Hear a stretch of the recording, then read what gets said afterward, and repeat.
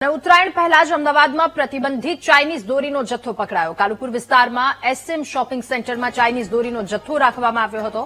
આ બાતમીના આધારે ક્રાઇમ બ્રાન્ચની ટીમે દરોડા પાડ્યા। દરોડા દરમિયાન શોપિંગ સેન્ટરની એક દુકાનમાંથી પ્રતિક કંસારા નામનો વેપારી પાસેથી કુલ 492 રીલ પ્રતિબંધિત ચાઇનીઝ દોરી જપ્ત કરવામાં આવી હતી, જેની બજાર કિંમત આશરે ₹1,23,000 થાય છે।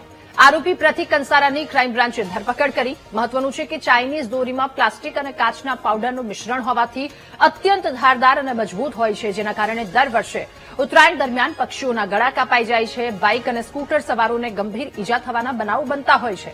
તો આ જ કારણથી ગુજરાત હાઈકોર્ટે રાજ્યમાં ચાઇનીઝ દોરીના વેચાણ, સંગ્રહ અને ઉપયોગ પર સંપૂર્ણ પ્રતિબંધ મૂક્યો છે। વધુ માહિતી મેળવીશું। સંવાદદાતા અનિતા આપણી સાથે ફોનલાઈન પર છે। અનિતા, ચાઇનીઝ દોરીના વેચાણ પર પ્રતિબંધ છે, તેમ છતાંય ચાઇનીઝ દોરીના જથ્થાની સાથે એક વ્યક્તિની ધરપકડ કરાઈ છે। જે પ્રકારે હાલ કાલુપુર ટાવર પાસે જે વેપારો છે તે પ્રતિબંધિત ચાઇનીઝ દોરીનું વેચાણ કરતા હોવાની બાતમી ક્રાઇમ બ્રાન્ચને મળી હતી અને ઉત્તરાયણ પહેલા જે ચાઇનીઝ દોરી છે તેનો વેપાર ધમધમી ગયો હોવાની માહિતીના આધારે ક્રાઇમ બ્રાન્ચ દ્વારા જે એસએમ શોપિંગ સેન્ટર આવેલું છે ત્યાં એક દુકાનની અંદર રેડ કરવામાં આવી હતી।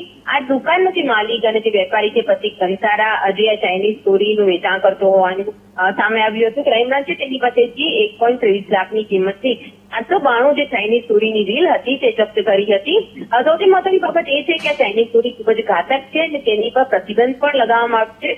તાજેતરમાં જ પોલીસ કમિશનર જીએસ મલિક દ્વારા આ ચાઇનીઝ દોરીને લઈને એક જાહેરનામું બહાર પડ્યું હતું કે આ પ્રકારની દોરી વેચાણ કરતા વેપારીઓ પર પ્રતિબંધ લગાવવામાં આવે અને સાથે જાહેરનામાનો ભંગ કરનાર વેપારીઓ વિરુદ્ધ કડક કાર્યવાહી હાથ ધરવામાં આવી છે। જેને લઈને ક્રાઇમ બ્રાન્ચને બાતમી મળતા તેઓએ કાલુપુર ટાવર પાસે આ વેપારીના ત્યાં રેડ કરીને હાલ તો ચાઇનીઝ દોરીનો જથ્થો પકડ્યો છે। આ ચાઇનીઝ દોરી આ વેપારી ક્યાંથી લાવ્યો હતો અને તેની સાથે અન્ય કોઈ વેપારીઓ પણ આ ધંધો કરી રહ્યા છે કે નહીં તે મુદ્દે વધુ તપાસ હાથ ધરવામાં આવી છે। આભાર આપનો તમામ વિગતો સાથે જોડાવા બદલ।